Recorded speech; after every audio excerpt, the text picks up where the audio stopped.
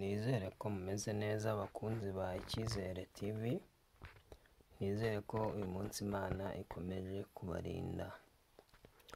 Nyuma rero yuko nyir'ubutungane Papa Francis yitabye Imana, hari benshi bakomeje guhabwa amahirwe yo gusimbura nyir'ubutungane Papa Francisco. Dore ko ejo kuwa gatandatu ku itariki 26 z'ukwezi kwa 4 2025, nyir'ubutungane Papa Francis azashingurwa mu mva iri ku butaka bwitiriwe Mutagatifu Petero muri Bazilika ya Petero. Tugiye kubabwira bamwe mu bakaridinali barimo guhabwa amahirwe yo gusimbura Papa Francisco. Abo bakaridinali ntimuze gukura urushinge ku Cyizere TV mudasoje iyi video, dore ko abo bakaridinali barimo na Karidinali Antoine Kambanda, umunyarwanda umwe rukumbi wabaye karidinali. Mutega amatwi muraza kumva amahirwe Karidinali Antoine Kambanda ndetse n'ibigwi yagiye akora, wumve ko muri uru rutonde koko ashobora guhigika aba bahatanye. Uza ku mwanya wa mbere mu bahabwa amahirwe yo kuba basimbura Papa Francis waje kwitaba Imana, uwa mbere ni Karidinali Petero Parone. Karidinali Petero Parone ni umutaliyani ufite imyaka 70 y'amavuko. Ni umunyamabanga mukuru wa Kiliziya Gatolika kuva muri Werurwe 2013. Niwe muntu wa kabiri wari ufite ijambo muri Kiliziya Gatolika inyuma ya Papa Francisco. Inshingano ziwe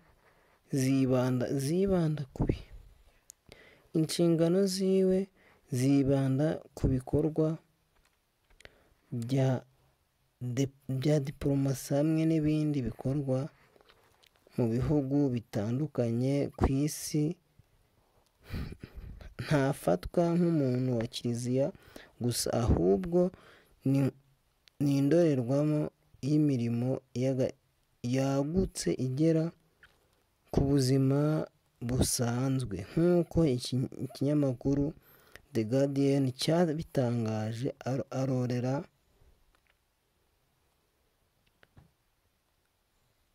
yagize uruhare rukomeye mu mishyikirano yahuje Kiliziya Gatolika na leta y'Ubushinwa muri 2019, yatumye hashyirwaho abashumba bashya b'Abashinwa mbere yo kuba umunyamabanga wa Kiliziya Gatolika.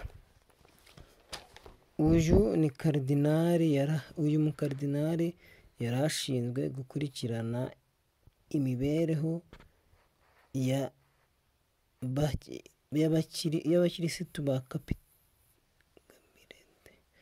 y'abakirisitu ba Capilete bari Rosario. Aba ni intumwa ya Papa Benedicto wa 16 muri Venezuela. Uyu arahabwa amahirwe. Mu by'ukuri koko wumvishe uyu Karidinali Petero Parone, urumva ko ari umuntu nawe ufite amahirwe menshi cyane, dore ko yari umwe mu bantu bakomeye muri Kiliziya Gatolika. Urumva nawe yari nyuma ya Papa Francisco. Urumva rero nayo mpamvu ikomeye cyane imushyira ku mwanya wa mbere mu bari guhabwa amahirwe yo kuba basimbura Papa Francisco waje kuva muri umwuka w'abazima. Kandi urebye ku bari ku rutonde rwose urabona ko ari we muntu wari guhabwa amahirwe menshi cyane. Dore undi wa kabiri urimo guhabwa amahirwe menshi cyane. Ntuze kugenda utumvishe Antoine Karidinali Kambanda, umunyarwanda rukumbi urimo guhabwa amahirwe. Karidinali Robert Sarah. Karidinali Robert Sarah nawe ni umwe mu bari guhabwa amahirwe yo kuba basimbura Papa Francisco. Uyu Karidinali Robert Sarah afite imyaka 79, akomoka muri Guinea, yabaye arkipeskopi wa Conakry kuva 1979 kugeza 2001. Aba perezida w'inama y'abepiskopi muri kino gihugu n'umunyamabanga mukuru w'ishami rya Kiliziya Gatulika rishinzwe iyogezabutumwa. Uyu mushumba yavuze ku ngingo zikomeye ku mibereho y'isi. Rimwe na rimwe ibi bitekerezo bye ntibyakirwa neza na bagenzi be cyangwa se abo hanze ya Kiliziya Gatulika. Nk'umushumba wakoreye igihe kinini Kiliziya Gatulika mu bihugu byiganjemo abayisilamu, Karidinali Robert yavuze ko idini rya Isilamu ari iry'amahoro n'ubuvandimwe. Ashima umubano rifitanye n'iry'abakirisitu. Yanatangaje ko adashyigikiye ko abimukira bajya i Burayi b'Abanyafurika bahutwaza. Avuga ko bakabaye bafashwa gutera imbere mu gihe bari mu bihugu byabo, kuko aho bajya nta gaciro bahabwa. Yanamaganye abaryama bahuje ibitsina. Murumva ko rero uyu munyafurika mwene wacu Karidinali Robert Sarah afite nawe ubunararibonye muri Kiliziya Gatulika, kandi ni umuntu ufite ijambo rikomeye. We rero murumva ko ni umuntu usanzwe ukomeye, ufite ijambo rikomeye, uvuga rikijyana muri Kiliziya Gatulika. Murumva ko agenda yepoza ku myanzuro imwe n'imwe, kandi ukumva ko yanavuze ko rwose Abanyafurika bitari ngombwa ko dukomeza kujya i Burayi, kuko tugerayo ntibaduhe agaciro. Urumva ko ni umwe mu bayobora Kiliziya Gatulika kandi ikakora neza. Rero uragenda wumva ugereranye ari uwa mbere n'uwa kabiri, cyangwa se n'abandi baraza, wumve nawe ubaye umwe mu bakaridinali batora uwo waha amahirwe. Ndibutsa ko Karidinali Kambanda nawe arahari rwose, ntagire aho ujya utumvishe Karidinali Kambanda. Ese koko yaba umunyarwanda wa mbere ugiye kuba papa, cyangwa se hari undi umusumbya amahirwe? Ntucikwe. Undi wa gatatu uhabwa amahirwe, Karidinali Mbuyi Antonio Kagere. Uyu Karidinali Mbuyi, mu gihe abakirisitu Gatulika bari kwiyongera mu bihugu bya Aziya, Karidinali Mbuyi ukomoka muri Philippine abonwa nk'uwasimbura Papa, ndetse akaba umusimbura mwiza wa Papa Francisco. Afite imyaka 67, yabaye arkipiskopi wa Manila muri Philippine kugeza ubwo yahawe kuyobora iyogezabutumwa n'ibifitanye isano naryo. Papa Francisco yagaragaje ko abaryamana bahuje ibitsina n'abatandukanye barashakanye bapfuye guhabwa umugisha mu rusengero. Ibyo Mbuyi nawe yarabishyigikiye 2015. Uyu Karidinali Mbuyi yemeza ko wiwe abona rwose abantu baryama bahuje ibitsina bakwiye kuza bagahabwa umugisha muri Kiliziya, ari mu murongo umwe n'uwa Papa Francisco witabye Imana. Avuga ko we rwose abona ko n'abantu batandukanye bakongera rwose bakagarukira Imana, ubundi bagahabwa umugisha bakongera bagasezerana. Rero ikintu kimuha amahirwe yo kuba yaza muri aba bakardinali ni uko ari umwe mu bantu bari gutuma abakristo biyongera mu bihugu bya Aziya, kandi ibihugu bya Aziya muzi neza ko byiganjemo abayisilamu. Rero uyu mukardinali nawe ni umwe mu bari guhabwa amahirwe. Undi wa kane uri guhabwa amahirwe, Karidinali Peter Kundwa Appiah. Umugabane wa Afurika nturagira umushumba mukuru wa Kiliziya Gatolika, ariko Karidinali Turkson ukomoka muri Ghana ahangwa amaso n'abantu benshi ko yaba umwe mu banyafurika ba mbere banditse ayo mateka. Yakoreye mu Budage ahitwa Napoli.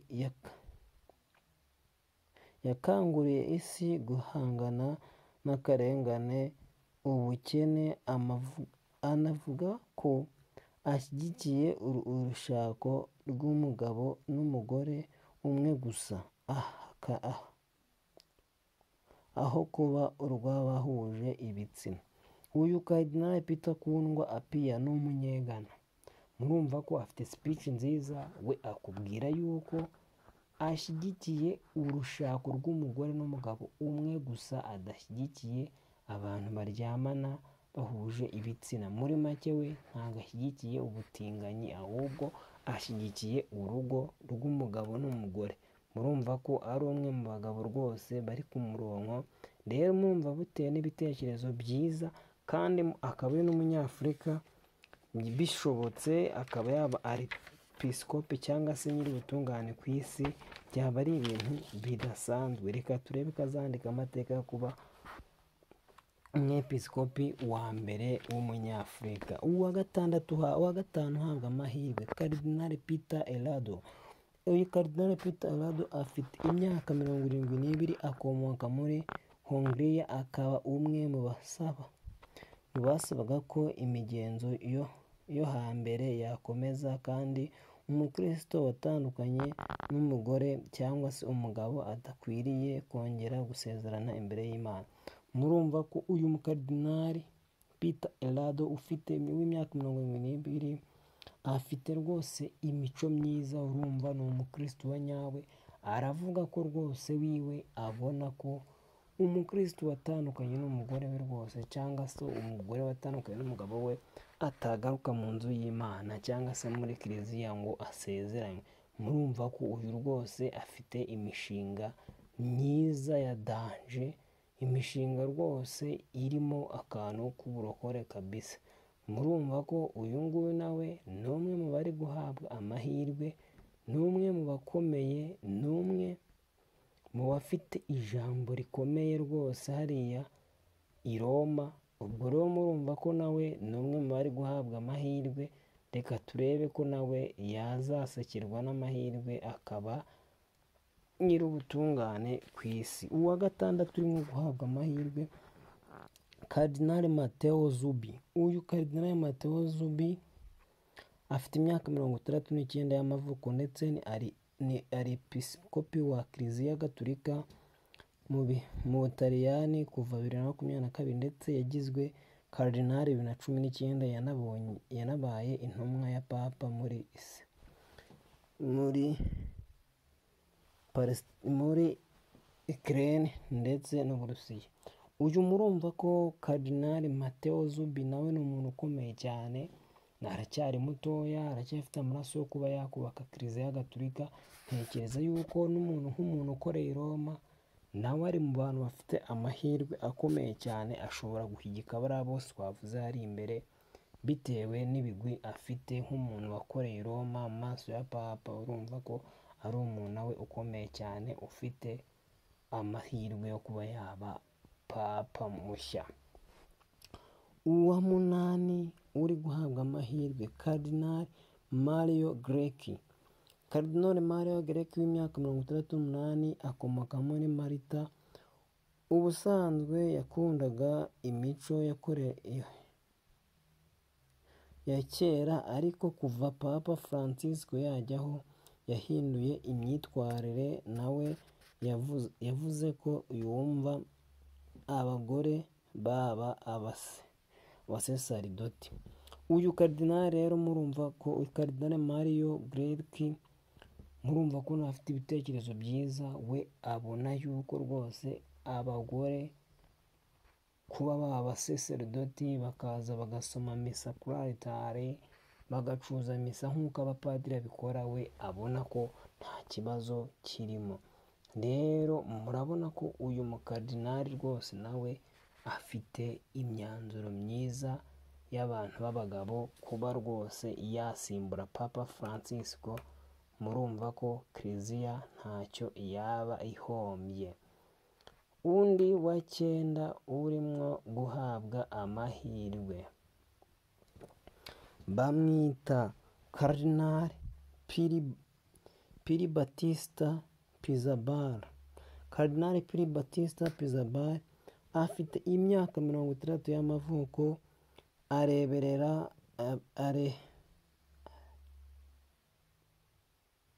areberera abakristo ba Kiliziya Gatolika mu mujyi wa Yerusalemu ubwo Hamas yateraga muri Israeli igashimuta abagore n'abana. Uyu Piri Battista yemeye kwitanga nk'ingurane kugira ngo abo bana bari bashimutswe ababera igitambo bagaruzwe abe ari we bafata. Murumva ko uyu mukardinali we afite ubumuntu bukomeye. Uyu karidinali mu mwitondere rwose, Karidinali Piri Battista Pizzaballa, njye ku bwanjye ndumva ari nawe muntu karidinali ukwiye kuba yasimbura Papa Francisco, kuko iki gikorwa yakoze abantu bagikora ni bakeya. Kwitanga akavuga ngaho kugira ngo abana Hamas ikomeze bafate, reka njye nka karidinali icyubahiro cyanjye nshyire hasi nitange nicake nzapfa. Murumva ko uyu karidinali rwose afite umutima wa kimuntu. Njyewe ndumva rwose ari favore cyane, arabikwiriye. Igikorwa yakoze Imana izanamuhera umugisha. By the way, njyewe ni ukuri respect kuri Karidinali Piri Battista rwose ukora muri Israel. Uwa 10 uri guhabwa amahirwe umunyarwanda. Mumfashe twakire umunyarwanda.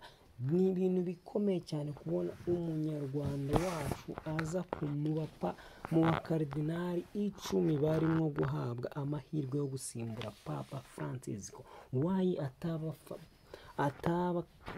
Papa? Why? Kubera iki? Karidinali Antoine Kambanda.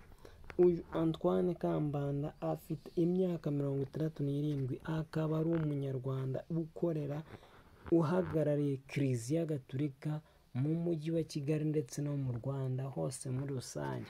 Karidinali Antoine Kambanda uyu ayobora Kiliziya Gatolika y'u Rwanda. Karidinali kandi yabaye n'umwarimu wa teoloji. Yabaye karidinali 2020 abigizwe na Papa Francisco. Tariki 20/7/2022 yagizwe umuyobozi wa biro ya Papa ishinzwe iyogezabutumwa ku isi. Murumva abantu benshi babizi, mwagiye mubona amafoto trendinga.